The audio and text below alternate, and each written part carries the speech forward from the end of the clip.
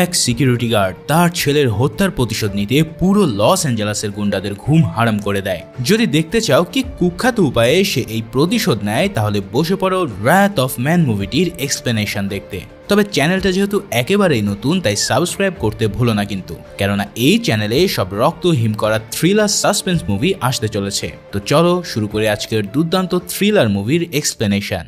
মুভির শুরুতেই আমরা দুজন লোককে দেখতে পাই যারা ফোর্টিকো কোম্পানির টাকা ভর্তি একটা ভ্যান নিয়ে কোথাও যাচ্ছিল। মূলত ফোর্টিকো কোম্পানি হচ্ছে এমন একটা প্রতিষ্ঠান যাদের প্রধান কাজই হচ্ছে বিভিন্ন বড় বড় কোম্পানির টাকা এক জায়গা থেকে অন্য জায়গায় পৌঁছে দেওয়া। কিন্তু যাওয়ার পথেই কিছু লেবার তাদের পথে একটা ট্রাক দিয়ে আটকে দেয়। আসলে তারা লেবার ছিল না, তারা এখানে ডাকাতি করতে এসেছিল। কিছু বুঝে ওঠার আগেই সেই ডাকাতগুলো ট্রাকে থাকা লোকদের উপরে বন্দুক তাক করে এবং দুর্বৃত্তদের মধ্যে একজন সেই ট্রাকের দরজাটা কাটতে থাকে। দরজা কাটার পর সেই ডাকাতগুলো ট্রাকে থাকা লোকদের নিচে নামায় এবং সমস্ত টাকা পয়সা লুট করতে থাকে। টাকা লুট করার পর সেই দুর্বৃত্তরা ট্রাকে থাকা দুজন লোক এবং একজন পথচারীকে, যে তাদের দেখে ফেলেছিল, তাদের সবাইকে মেরে ফেলে। আর এই পথচারীকে তোমরা কিন্তু মনে রেখো, কেননা এটা মুভির সামনে কাজে আসবে। এরপর আমাদের কিছু মাস পরের দৃশ্য দেখানো হয়, যেখানে পেট্রিক নামের এক ব্যক্তি সেই ফোর্টিকো কোম্পানিতে সিকিউরিটি জবের জন্য ইন্টারভিউ দিতে এসেছে। এখানে আমরা ফোর্টিকো কোম্পানির উচ্চ পদস্থ একজন কর্মকর্তা জেরিকে দেখতে পাই, যে প্যাট্রিকের আবেদন করা অ্যাপ্লিকেশনের মাধ্যমে জানতে পারে যে প্যাট্রিক আগে ইউরোপের একটা এজেন্সিতে কাজ করত। এটা তাদের জন্য বেশ ভালো খবর ছিল, কারণ তাদের এই কাজে অনেক প্রফেশনাল লোক প্রয়োজন। ডেরি প্যাট্রিকের বিবাহিত অবস্থা সম্পর্কে জানতে চাইলে প্যাট্রিক বলে সে বর্তমানে অবিবাহিত এবং ডিভোর্স, যা শুনে ডেরি আরো বেশি খুশি হয়ে যায়, কেননা এই কাজে অনেক ঝুঁকি রয়েছে এবং পেট্রিকের পরিবার না থাকায় সে নিশ্চিন্তে এই কাজ করতে পারবে। এরপর পেট্রিকের সাথে বুলেট নামের একজন লোক দেখা করতে আসে। বুলেট পেট্রিককে বলে এই জবটা পাওয়ার জন্য তোমাকে কিছু পরীক্ষা দিতে হবে, যেখানে তোমাকে মিনিমাম 70% মার্ক তুলতে হবে। এরপরে শুরু হয় পেট্রিকের সেই পরীক্ষা, যার মধ্যে ছিল রানিং, শুটিং এবং মানি ক্যাশ ট্র্যাক ড্রাইভিং সহ আরো নানা পরীক্ষা। এই সকল পরীক্ষা দেওয়ার পর প্যাট্রিকের মার্কস আসে 70%, যা এই জব পাওয়ার জন্য পারফেক্ট ছিল। প্যাট্রিককে বুলেট একটা সারনেম দেয়, যা ছিল এইচ। এরপর বুলেট প্যাট্রিককে এইচ নামে তার টিমের সকল মেম্বারের সাথে পরিচয় করিয়ে দেয়। এরপর এইচকে তারা অস্ত্র দেয়, যাতে সে আজকে থেকেই তার কাজ শুরু করতে পারে। অন্যদিকে আমাদের ডেভ এবং তার পার্টনার জনকে দেখানো হয়, যারা আজকে একটা জায়গায় টাকা ডেলিভারির জন্য প্রস্তুতি নিচ্ছিল। তবে তাদের সাথে আজকে বুলেটও যাবে। বুলেট এই ডেলিভারিটা করার জন্য ডেভের পার্টনার বদলে দেয় এবং এইচকে সাথে করে নিয়ে যায়। এটা শুনে ডেভ এইচকে বলতে থাকে যে তোমার কোনো আইডিয়াই নেই এই জবটা কত ভয়ানক। এইচ উত্তর দিয়ে বলে, তুমি ঠিকই বলেছো, আমার আসলেই কোনো আইডিয়া নেই যে এই জব কতটা ভয়ঙ্কর। তারা তিনজন একটা মানি ক্যাশ ট্র্যাক নিয়ে বের হয়ে যায়, যার ড্রাইভিং এ ছিল ডেভ। ডেভের পাশে বসে ছিল এইচ এবং পিছনে ছিল বুলেট। ডেভ এইচকে বলতে থাকে, কিছু মাস আগে যেই ট্রাকটা ডাকাতি হয়েছিল সেটা মূলত আমারই চালানোর কথা ছিল, কিন্তু অসুস্থ থাকার কারণে আমি সেদিন ওই ট্রাকটা চালাতে পারিনি, যার কারণে আমি আজ বেঁচে আছি। এই কথা শুনে এইচ ডেভের উপরে সন্দেহ করতে থাকে। এরপর এইচ এবং বুলেট একটা বিল্ডিং এ প্রবেশ করে এবং তাদের কাজ শেষ করে নিরাপদে অফিসে চলে আসে। সেই অফিসে তাদের ট্রাকের সম্পূর্ণ চেক আপ হয়। তাদের অফিসের সিকিউরিটি সিস্টেম অনেক কড়া ছিল। এরপর বুলেট এইচ সহ তার সকল সাথীদেরকে নিয়ে একটা রুমে প্রবেশ করে, যেখানে তারা সবাই কাজ শেষ করে একটু মৌজ মাস্তি করত। সেই রুমে প্রবেশ করার আগে তাদের সকলকে তাদের আইডি কার্ড পাঞ্চ করে তারই পাশে থাকা একটা বোর্ডে কার্ডগুলো রেখে দিতে হতো। একে একে সবাই যখন সেই রুমে প্রবেশ করে, তখন বুলেট এইচকেও সেই রুমে প্রবেশ করতে বলে। এইচ তার আইডি কার্ডটা রেখে আসার কথা বলে সেই বোর্ডে থাকা সকল আইডি কার্ডগুলো মনোযোগ দিয়ে দেখতে থাকে। সে আইডি কার্ডগুলো এমন ভাবে দেখছিল যে সে একটা নির্দিষ্ট ব্যক্তির সন্ধান করছে।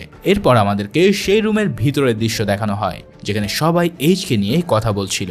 সেখানে থাকা কয়েকজন এমপ্লয়ি জনকে রাগিয়ে দেয় এই কথা বলে যে এইচ নতুন এসেই তোর জায়গা দখল করে ফেলেছে।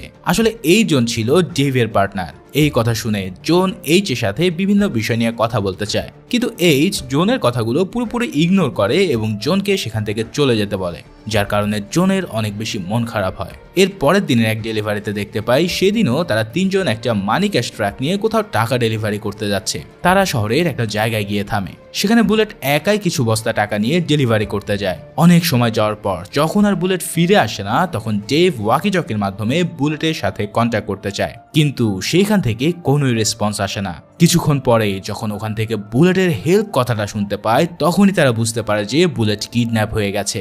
সেই কিডন্যাপাররা বুলেটের পরিবর্তে সেই ট্রাকে থাকা সকল টাকা দাবি করে, আর তা না হলে তারা বলে বুলেটকে মেরে ফেলবে।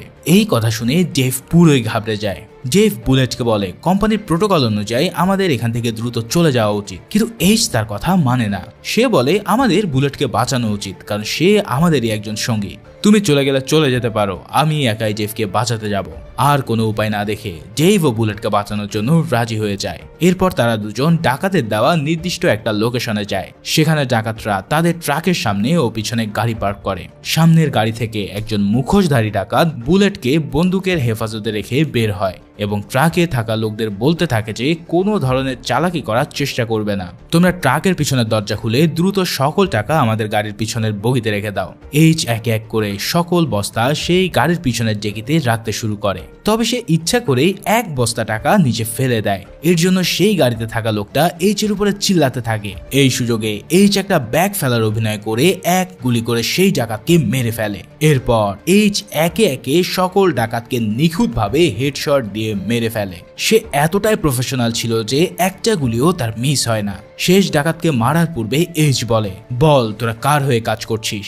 সে বলতে না চাইলে ডেভ তাকে নগদে এখানে মেরে ফেলে। আর এই সিন থেকে বোঝা যায় যে এইচ কতটা ভয়ানক। এরপর এইচ এক এক করে সকল মৃত ডাকাতদের মুখোশ খুলতে থাকে, কিন্তু সে তাকে খুঁজে পায় না যাকে সে মূলত খুঁজছে। যেহেতু এইচ এত নিখুঁতভাবে ডাকাতগুলোকে মেরেছে, এর জন্য দুজন পুলিশ এইচকে তদন্ত করতে আসে। সেই দুইজন পুলিশ এইচকে প্রশ্ন করে, তুমি যখন ট্রেনিং করেছিল তখন তো তোমার শুটিং স্কিল এভারেজ ছিল, কিন্তু এখন এত ভালো হলো কি করে? এইচ উত্তরে বলে, ট্রেনিং এর সময় আমার জীবনের কোনো ঝুঁকি ছিল না, কিন্তু এখন আছে।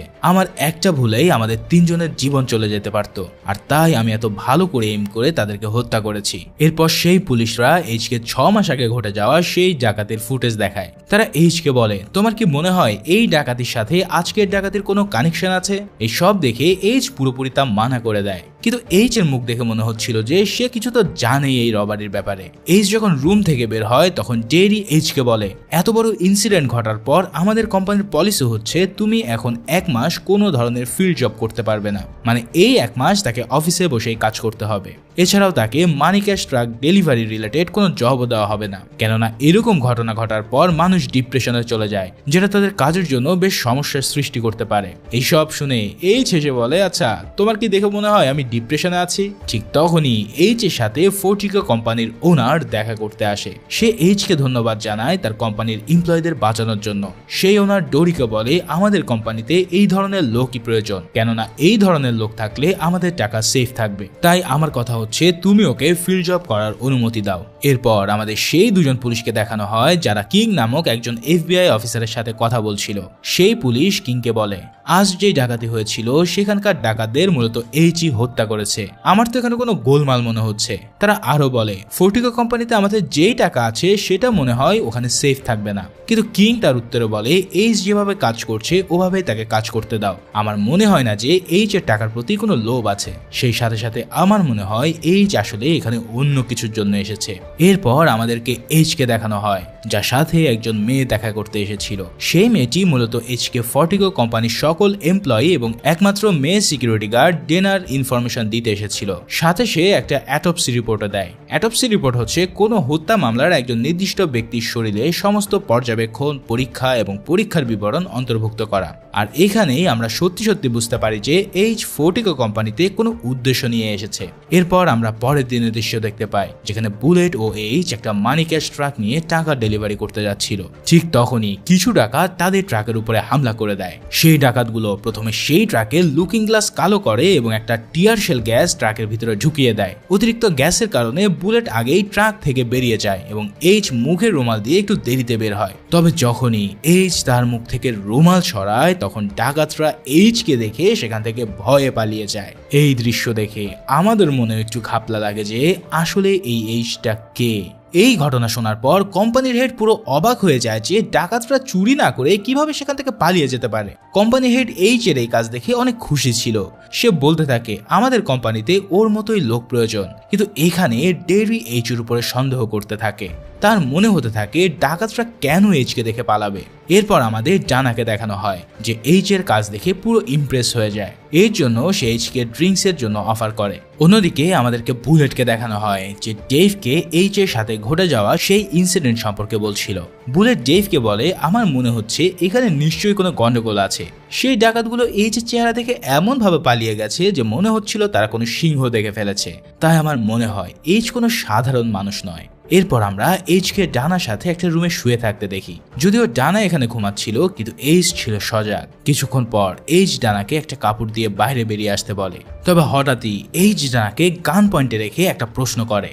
সে বলে, তোমার কাছে এত টাকা আসলো কোথা থেকে? কিন্তু ডানা এইচকে এই ব্যাপারে কিছুই বলতে চায় না। তখনই এইচ ডানার আশেপাশে গুলি চালিয়ে তাকে ভয় দেখাতে থাকে। এর জন্য ডানা ভয়ে বলে দেয় যে সে এই টাকাটা তার রিটায়ারমেন্টের জন্য অফিস থেকে চুরি করেছে। এছাড়াও সে জানায় যে এইটাই তার প্রথম এবং আর সেই ধরনের কোনো কাজ করবে না। এই কথা শুনে এইচ শান্ত হয় এবং সে ডানাকে হুমকি দিয়ে বলে, আজকে আমাদের মধ্যে যা হয়েছে সেটা যদি কেউ জানতে পারে তাহলে তোমাকে সহ তোমার পরিবারের লোকজনকে মেরে ফেলা হবে। এরপর আমাদেরকে কাহিনী বোঝার জন্য 5 মাস আগের দৃশ্য দেখানো হয়, যেখানে আমরা এইচ এবং তার ছেলে ডাগিকে দেখতে পাই। তারা দুজনে সেদিন কোনো এক জায়গায় যাচ্ছিল।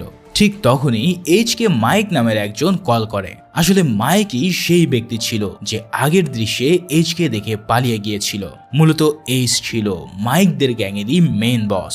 যাই হোক, সে এইচকে ফোন দিয়ে বলেছিল একটা প্রবলেম হয়ে গেছে, তোমাকে একটা ফর্টিকো কোম্পানির ট্রাকের লোকেশন দিতে হবে। আসলে সেই ট্রাকের লোকেশন যার দেওয়ার কথা ছিল তার বাইক অ্যাক্সিডেন্ট হয়েছে, যার কারণে সে সেখানে আটকা পড়ে গেছে। এইচ মাইককে বলে, আমি এখন আমার ছেলের সাথে ছুটিতে আছি, তাই এই ধরনের কাজ আমি এখন করতে পারবো না। মাইক বলে, এই কাজটা তুমি ছাড়া আর এখন কেউই করতে পারবে না, কারণ গ্যাংয়ের সকল মেম্বার বিভিন্ন কাজে ব্যস্ত আছে। তোমাকে বেশি কিছু করতে হবে না, জাস্ট ফর্টিকো কোম্পানির সামনে গিয়ে সেই ট্রাকটা বামে যাচ্ছে না ডানে যাচ্ছে সেটা বলে দিবা। এখন আর কোনো উপায় না দেখে এইচ তার ছেলেকে নিয়ে চলে যায় সেই ফর্টিকো কোম্পানির সামনে। সে তার ছেলেকে খাবার আনার কথা বলে ট্রাকটির দিকে নজর রাখতে থাকে। এরপর এইচ মাইককে সেই ট্রাকের ডিরেকশন বলে দিয়ে তার ফোনটা ডিসকানেক্ট করে দেয়। এরপর এইচ তার ছেলের জন্য খাবার আনতে যায়। ঠিক তখনই আমরা সিনেমার শুরু দৃশ্যটা দেখতে পাই, যেখানে সেই ডাকাতগুলো ট্রাকে থাকা লোকদের মেরে ফেলে। তখন সেই দৃশ্যটা এইচের ছেলে ডাগি দেখে ফেলেছিল, যার কারণে চোররা ডাগিকে গাড়ি থেকে নামতে বলে। এই সময় ডাগি তার বাবাকে ফোন দিচ্ছিল, কিন্তু এইচ তখন কার সাথে যেন কথা বলছিল। আর কোনো উপায় না দেখে ডাগি গাড়ি থেকে নেমে যায়। ঠিক তখনই এইচ তার ছেলের জন্য খাবার নিয়ে আসছিল, আর এরপরে ডাকাতরা এইচের চোখের সামনে ডাগিকে গুলি করে মেরে ফেলে। এই দৃশ্য দেখে এইচ দৌড়ে সেই ডাকাতের দিকে যেতে থাকে, কিন্তু তখনই একজন এইচকে গুলি করে মারে এবং এইচ মাটিতে পড়ে যায়। এই সব কাহিনী দেখে আমরা বুঝতে পারি যে মুভির শুরুতে ডাকাতরা যে পথচারীদেরকে গুলি চালিয়েছিল তারা ছিল ডাগি এবং এইচ। এইচ ডাকাতদের মধ্যে একজনের চেহারা দেখে ফেলে। এই ঘটনার প্রায় 3 সপ্তাহ পরের দৃশ্যে দেখানো হয়, যেখানে এইচ একটা হসপিটালে ভর্তি ছিল।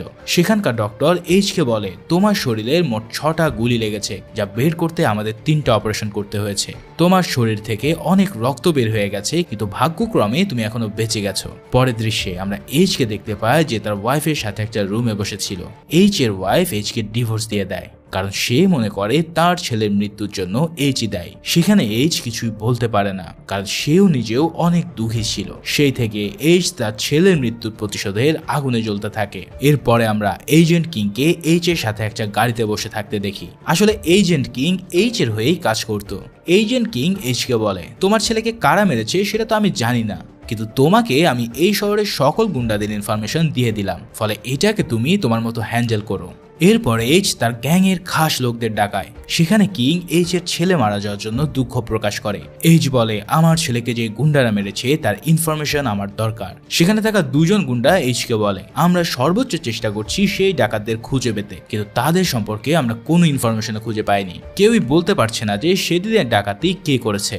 এইচ তাদেরকে বলে, আমার মনে হচ্ছে তোমরা সেই ডাকাতদের খোঁজার কোনো চেষ্টাই করছো না। আমি জানি না তোমরা কিভাবে সেই ডাকাতদের খুঁজে পাবে, কিন্তু আমাকে তাদের সকল ইনফরমেশন দিতে হবে যত দ্রুত সম্ভব।